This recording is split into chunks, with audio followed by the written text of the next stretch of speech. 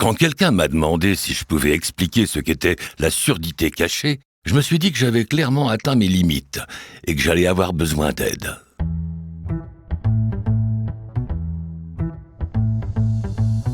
Appareillons, un podcast d'Audilab qui lève le voile sur les aides auditives.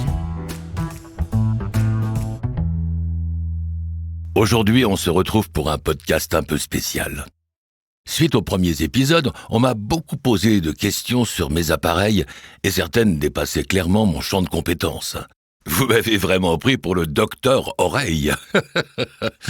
Bon, alors, plutôt que de vous dire des bêtises, j'ai décidé d'inviter Christelle, mon audioprothésiste préféré. Vous allez voir, elle est très sympa. Et beaucoup plus calée que moi. Bonjour Christelle. Bonjour Paul, comment ça va ? Écoutez, très bien, mais j'ai besoin de vous. Encore.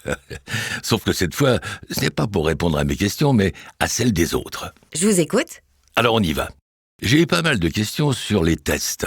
Les gens se demandent à quoi ils ressemblent concrètement et en quoi ils sont différents de ceux pratiqués par les ORL. C'est quand vous mettez les espèces de boules qui avec le tuyau, c'est ça ? Exactement, c'est ça. On introduit les embouts en mousse dans les oreilles et puis on envoie des sons directement dans le conduit auditif. Ça nous permet d'établir un genre d'échelle entre le niveau sonore minimum entendu et le niveau sonore maximum toléré par chacun. Il y a des tests que nous appelons dans notre jargon les mesures in vivo. Elles permettent de mesurer la résonance du conduit auditif. On les réalise 2 fois. Une première fois sans rien et une deuxième fois avec les appareils. Et je précise que c'est absolument pas douloureux. Autre question. On m'a demandé de parler de surdité cachée. Est-ce que vous savez ce que c'est ? Bien sûr, oui.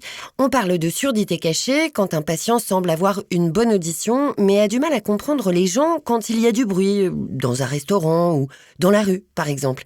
Et ces patients nous disent souvent « j'entends, mais je ne comprends pas ».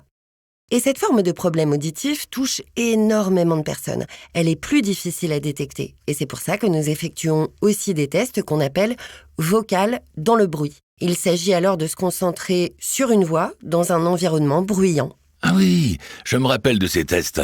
Ça demande beaucoup de concentration. La première fois, j'avais trouvé ça super fatigant. C'est là qu'on s'aperçoit qu'entendre, ça demande parfois beaucoup d'efforts, alors qu'on ne s'en rend même pas compte. Absolument. Et c'est pour ça qu'on parle parfois de brain hearing. Entendez, l'écoute cérébrale en français. Et entre audio, on dit même souvent qu'on entend plus avec le cerveau qu'avec les oreilles. J'ai reçu aussi pas mal de questions sur les équipements et le côté technologique des aides. Certaines personnes demandent quelles sont les dernières innovations. Alors oui, le progrès technologique s'est beaucoup accéléré ces dernières années, notamment avec la miniaturisation et puis la connectivité des aides. Et ça participe grandement à l'acceptation des dispositifs d'aide. La technologie permet comme ça de changer la perception pour passer d'un objet médical à un symbole de modernité. Les dispositifs d'aujourd'hui sont de véritables petits bijoux de technologie. Ils permettent de se connecter à votre smartphone pour recevoir, passer des appels, écouter des podcasts, mais vous pouvez aussi vous connecter à votre télévision pour regarder vos programmes préférés, et ça sans rien rater. Et justement, comment font les audios, comment vous faites pour rester à la page ? Alors ça, Paul, c'est une très bonne question. Parce que oui, effectivement, ça demande du travail et ça demande du temps de s'informer sur les dernières nouveautés. Et chez Audilab, nous avons la chance d'être en lien direct avec des fabricants qui nous renseignent sur leurs innovations et nous permettent de les tester et aussi de les faire tester. Et nous sommes également régulièrement formés pour rester à la pointe. Avec toutes ces réponses, c'est moi qui vais être à la pointe. Il ne me reste plus qu'à ouvrir mon propre centre Audilab. Vous allez me faire concurrence, Paul ? Oh, ne vous inquiétez pas, j'irai ailleurs qu'en Bretagne.